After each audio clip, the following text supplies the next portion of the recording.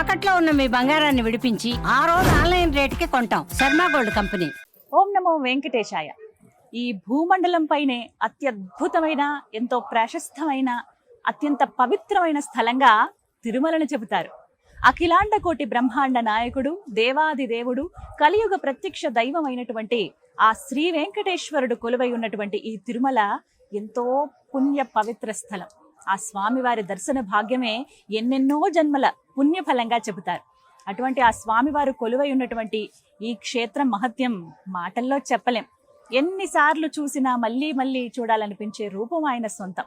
అయితే స్వామివారి గురించి, స్వామివారి లీలల గురించి మనం ఎప్పుడు వింటూనే ఉంటాం.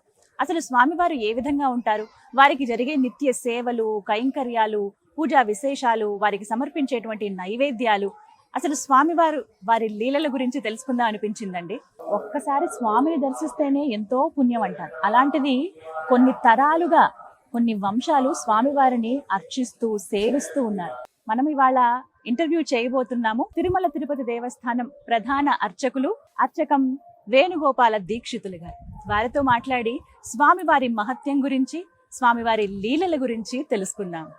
ఓం నమో వెంకటేశయ్య. నమస్కారం గురుగారు. నమస్కారం. స్వామివారికి సమర్పించేటువంటి నైవేద్యాల గురించి మాట్లాడుకున్నాం. స్వామివారికి వెండి గంగాళంలోనే మొదటగా నైవేద్యం లోపల గర్భగుడిలో వచ్చే ప్రసాదం ఉంటుంది. తర్వాత మిగతా ప్రసాదాలన్నీ కూడా మనకి తయారై ఉంటాయి. మనకి సుప్రభాత సేవ అయిపోయిన తర్వాత స్వామివారికి తోమాల సేవ అనే కార్యక్రమం జరుగుతుంది.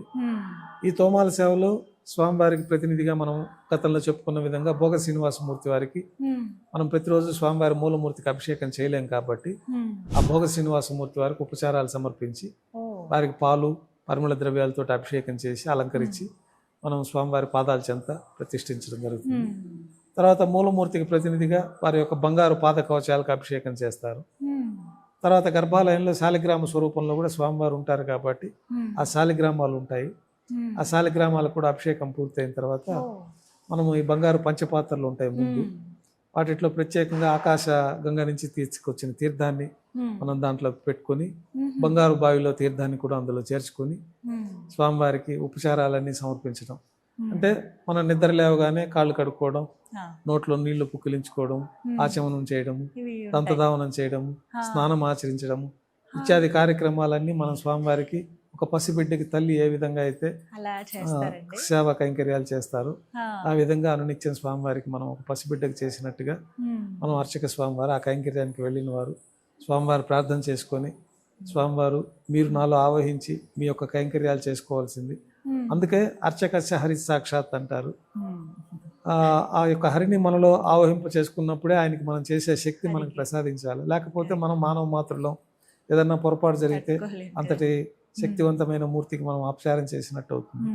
అందుకని మనం స్వామివారిని కూడా మంత్రంగా విఘ్నస మహర్షి మనకు నిర్దేశించిన విధంగా భగవతో బలేన, భగవత వీర్యేన, భగవత తేజస, భగవత కర్మణ, భగవతానుగృహీతో, భగవన్ ధ్యాత్వ, భగవత్ కర్మ కరిష్యామి తద్భగవాన్ అనుమన్యతామనమని మీరు నాలో ప్రవేశించి నా ద్వారా మీకేం సేవ చేయించుకోవాలో ఆ సేవని సంతృప్తికరంగా చేయించుకోవాల్సిందని ఆ ప్రార్థన చేసుకొని మనం ఆరాధన మొదలు పెడతాం ప్రతినిత్యం. ఆ ప్రకారం స్వామివారికి ఈ యొక్క ఉపచారాలన్నీ సమర్పించడం జరుగుతుంది. ఉపచారాలని అక్కడ ఉండే దేవతామూర్తులందరికీ సమర్పించిన తర్వాత పంచబేరాలకి, పంచమూర్తులకి ఉపచారాలు జరుగుతాయి. తర్వాత మనకి త్రేతాయుగానికి సంబంధించినటువంటి రాముల వారు, ద్వాపర యుగానికి సంబంధించినటువంటి కృష్ణస్వామి వారు కూడా 3 యుగమూర్తులు లోపల వేయించేసి ఉంటారు. అలాగే సుదర్శన చక్రం స్వామివారి, చక్రతాళ వారు, వారందరికీ కూడా మనకి ఉపచారాలు సమర్పించడం. తర్వాత వీరందరికీ కూడా పుష్పమాలికలు మనకి ఇక్కడ సాంప్రదాయపరంగా పైన శిరస్సు నుంచి వేలాడే మాలలు, కిరీటం నుంచి, తర్వాత భుజాల నుంచి పాదాల వరకు ఉండే ఒక 2 హారాల్ని, తర్వాత వక్షస్థల హారాన్ని, తర్వాత అమ్మవార్లు ఉంటారు, లక్ష్మీ అమ్మవారు, పద్మావతి అమ్మవారు.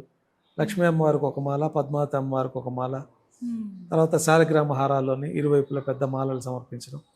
తర్వాత భోగమూర్తికి, ఉత్సవమూర్తులకి, పంచమూర్తులకి, కృష్ణస్వామి వారికి, రాముల వారు, సీతామ్మవారు, లక్ష్మణస్వామికి, సుదర్శన చక్రానికి ఈ మాలా సమర్పణ అంతా చేసి చతుర్వేద మంత్రాలతోటి ఏమన్నా దోషాలు ఉంటే మన్నించమని స్వామివారికి క్షమామంత్రం చెప్పుకొని పాదాల్లో తులసిని సమర్పించి తర్వాత నక్షత్ర నీరాధనం, కర్పూర నీరాధనంతో ఈ తోమాల సేవ అనే ప్రాతకాల ఆరాధన పూర్తి అవుతుంది. తర్వాత స్వామివారికి బంగారు వాకిలి లోపల దర్బారు పెడతారనమాట. ఒక మహారాజు సభలో వేంచేసి ఉండగా వారికి మనకు ఆ రోజు మనకి గతంలో రాజులకంతా కూడా ఈ దర్బారు పురోహితులు చెప్పేవారు. చేసేవారు. రాజు ముందు ఆస్థానానికి రాగానే వారికి ఆ రోజు తిథివార నక్షత్ర యోగ కరణాలతో పంచాంగ శ్రవణం వినిపిస్తారు. రాజ్యంలో విశేషాలు విశేషమైన కార్యక్రమాలు నిర్వహించడం అనేది రాజుల నుంచి అది ఒక సాంప్రదాయం. ఆ ప్రకారమే కలియుగ చక్రవర్తి అయినటువంటి శ్రీ వెంకటేశ్వర స్వామి వారికి ప్రత్యేకంగా స్వామివారిని విశేష మంత్రాలతోటి స్తుతించి స్వామివారికి తిథివార నక్షత్ర యోగ కరణాలతోటి పంచాంగ శ్రవణం వినిపించడం, ధర్మంగా ఈ సందర్భంగా స్వామివారికి ఉపచారాలు రాజోపచారాలు సమర్పించడం, ధూపం దీపం, తర్వాత స్వామివారికి అక్కడ నైవేద్యంగా నువ్వులు బెల్లం పొడి కలిపిన మిశ్రమాన్ని కొలువు ప్రసాదంగా నైవేద్యంగా సమర్పించడం, కర్పూర నీరాజన సమర్పించి ఈ రాజోపచారాలు పూర్తి అయిపోయి స్వామివారికి ఆ రోజు గుళ్ళో జరిగే విశేషాలు, తిరుమల తిరుపతి దేవస్థానం కింద కార్యక్రమాలు జరిగే విశేషాలని, స్వామివారికి ఉత్సవాదులు ఏమన్నా ఉంటే ఈ రోజు నుంచి బ్రహ్మోత్సవం స్టార్ట్ అవుతుంది, ఈ రోజు నుంచి పవిత్రోత్సవం స్టార్ట్ అవుతుంది అనేది ఇవన్నీ స్వామివారికి విన్నవించుకొని స్వామివారికి తెలియపరిచి ఈ కర్పూర హారతితోటి ఆ కొలువు అనే కార్యక్రమం పూర్తి అవుతుంది. తర్వాత ప్రాతకాల ఆరాధనలో భాగంగా మనకి సహస్రనామావళితోటి తులసి పత్రాలతోటి స్వామివారికి ఆరాధన జరుగుతుంది. ఈ దేవాలయంలో ఆరాధన చేసేదంతా కూడా లోకక్షేమం కోసమే మనం సంకల్పం చేసుకొని లోకమంతా ప్రపంచమంతా సుభిక్షంగా ఉండాలి, స్వామివారి అనుగ్రహం అన్ని జీవరాశులకి పరిపూర్ణంగా లభించాలి అని కోరుకుంటూనే మనం వర్షాలు సకాలంలో పండాలి, ఆడి పంటలు సమృద్ధిగా ఉండాలి, నదుల్లో నీరంతా అనుగుణంగా ప్రవహించాలి, తర్వాత పశుపక్షాదులన్నిటికీ కూడా సమృద్ధిగా ఆహారం దొరకాలి, రాష్ట్రము దేశమంతా సుభిక్షంగా ఉండాలని చెప్పి ప్రతినిత్యం సంకల్పం చేసుకొని దేవాలయాల్లో పూజలు నిర్వర్తిస్తాం. తర్వాత ఈ సహస్రనామావళి అర్చన జరుగుతుంది. అర్చన పూర్తి అయిన తర్వాత స్వామివారికి ప్రాతకాల నైవేద్యంలో భాగంగా అన్నప్రసాదాలు. అన్నప్రసాదాలు అంటే ముఖ్యంగా మాతృప్రసాదం అని ఒకళ్ళమాత అమ్మవారి చెంతకి స్వామివారు వచ్చిన తర్వాత అమ్మవారికి స్వామివారికి మా అమ్మగారు చేతితో తయారు చేసిన వంట అన్నము, ముందు రోజు రాత్రి తయారు చేసిన అన్నం ఉంటుంది. అన్నంలో రాత్రి పాలు వేసేసి దాంట్లోనే చేమిరి వేస్తారు. పెరుగు వేశారంటే కొద్ది అన్నంతో పాటు పెరుగు ఉంటుంది. ఆ సద్దన్నం లాగా మన గతంలో సద్దన్నం కూడా ఆ విధంగానే ఉండేది. ఆ విధంగా మాతృప్రసాదం అనేది పిలుస్తారు దాన్ని. అంటే మాతృదేవత మొదటగా స్వామివారికి సమర్పించే ప్రసాదం కాబట్టి ఆ యొక్క ప్రసాదాన్ని మనం పాలలో వేసి చేమిరేసిన అన్న ప్రసాదాన్ని మాతృప్రసాదం. దద్దోజనం అంటే మళ్ళీ మనం తిరగమాత్ర వేస్తాం, కలుపుతాం. ఇది అట్లా కాకుండా అట్లాంటి మాతృప్రసాదాన్ని గర్భాలయంలోకి వస్తుంది. తర్వాత శుద్ధాన్నము. తర్వాత కళ్యాణం కోసమే భూలోకంలో స్వామివారు ఆవిర్భవించారు కాబట్టి నిత్య కళ్యాణ వాసుడుగా స్వామివారికి నిత్య కళ్యాణం పచ్చతోరణంగా తిరుమల క్షేత్రం ఉంది కాబట్టి లడ్డు వడా ప్రసాదము. తర్వాత కులశేఖరపడి బయట తింత్రిని రసాన్నం అంటే పులిహోర, మృద్గాన్నం అంటే మొలహోర, ఈ మిరియాల పొడి, మిరియాలు, జీడిపప్పు ఇవన్నీ కలిపిన నెయ్యి కలిపిన పొంగలి ప్రసాదము.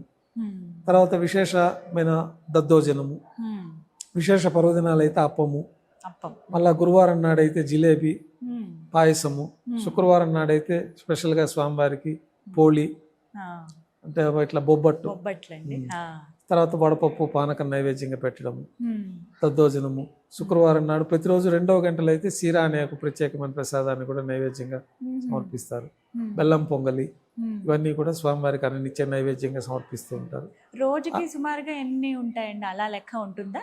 రోజుకి మనకి దిట్టం ప్రకారమే నైవేద్యాలకి ఉంటుంది. అంత పెద్ద శిలా స్వరూపం కాబట్టి ఆ స్వరూపానికి తగిన విధంగా మనం నైవేద్యాలు సమర్పించాలి కాబట్టి మనం చిన్నగా ఉన్నప్పుడు కొద్దిగా తింటాము, మనకు స్వరూపం పెద్దదయ్యే కొద్దీ కొంచెం ఎక్కువ తీసుకుంటాం కాబట్టి స్వామివారి యొక్క దివ్య స్వరూపానికి స్వామివారికి ఎంత అయితే మనకి ఆగమ శాస్త్రాల్లో నిర్దేశించబడి ఉందో ఆ పరిణామంలోనే ప్రసాదాలు తయారు చేయడం జరుగుతుంది. అధికంగా చేసుకోవచ్చు కానీ తక్కువ కాకుండా ఆ పరిమాణానికి తగ్గకుండా మనం అన్ని నిత్య ప్రసాదాలు స్వామివారికి నైవేద్యంగా సమర్పించడం. ఆ నైవేద్యంగా సమర్పించే ప్రసాదాలంతా కూడా మనకు భక్తులకి ఉచితంగా వితరణ చేస్తూ ఉంటారు దేవాలయంలోనే. ఆ ప్రసాదాలన్నీ మనకి భక్తులకి మనకి పంచుతారు, దొన్నెల్లో పెట్టి మనకి భక్తులకి అందరికి ప్రసాదం ఇస్తారు. ఆ విధంగా అర్చన పూర్తి అయిన తర్వాత నైవేద్యం పూర్తి అయిన తర్వాత స్వామివారి దర్శనం ప్రారంభమవుతుంది. అప్పటి నుంచి ఇంకా సర్వదర్శనం జరుగుతూ ఉంటుంది. మళ్ళా మనకి మాధ్యాహ్నిక ఆరాధన జరగాలి కాబట్టి ఒక కొద్ది విరామం తర్వాత 10 గంటలకి లైన్ కట్ చేసుకోవడం, మళ్ళా లోపలంతా శుద్ధి చేసుకొని స్వామివారికి ఉపచారాలు సమర్పించడం, తర్వాత అష్టోత్తర శతనామావళితో అర్చన నిర్వహించడం, మళ్ళీ రాత్రి నైవేద్యంలో భాగంగా అన్న ప్రసాదాలు, ఇట్లాగే దోశ, ఇంకా ప్రత్యేకంగా రాత్రిపూట దోశ అనే ప్రసాదాన్ని కూడా నైవేద్యంగా దోశ ప్రతిరోజు దోశ ఉంటుంది. స్వామివారికి దోశతో పాటు ఈ మిరియాల పొంగలి, తర్వాత కదంబము, కూరగాయలన్నీ కలిపి పులుసన్నంలాగా కదంబం అనే ప్రసాదము, తర్వాత బెల్లం పొంగలి, ఇవన్నీ కూడా పొంగలి ఇవన్నీ కూడా నైవేద్యంగా ఉంటుంది స్వామి. అవన్నీ కూడా భక్తులకు వితరణ జరుగుతుంది. తర్వాత అర్ధరాత్రి నైవేద్యంలో భాగంగా బెల్లం పొంగలి స్వామివారికి విశేషంగా నైవేద్యంగా సమర్పిస్తారు. అర్ధరాత్రి అంటే సుమారుగా ఎంత సమయానికి? అంటే మనకి అది ఎంబడే ఈ అర్ధరాత్రి నైవేద్యం కూడా ఈ రాత్రి నైవేద్యంతో పాటే సమర్పించేస్తారు. స్వామివారి గురించి, వారి లీలల గురించి తెలుసుకోవడం అనేది ఎంతో సంతోషించే విషయం అండి. ధన్యవాదాలు. నమస్కారం. ప్రేక్షకులందరికీ కూడా స్వామివారి దివ్యాశీస్సులు ఎల్లప్పుడూ ఉండాలని, శ్రీ వెంకటేశ్వర స్వామి ఆశీస్సులతోటి ప్రపంచ ప్రజలందరూ సుఖ సంతోషాలు ఆయురారోగ్యాలతో వదిలుతూ స్వామివారిని దర్శించుకొని స్వామివారి పరిపూర్ణ అనుగ్రహం పొందాలని కోరుకుంటూ, స్వామివారి అనుగ్రహం ప్రపంచ ప్రజలందరికీ ఉండాలని సదా శ్రీవారి ఆలయంలో ప్రార్థనలు చేస్తూ ఓం నమో వెంకటేశాయ. ఓం నమో వెంకటేశాయ.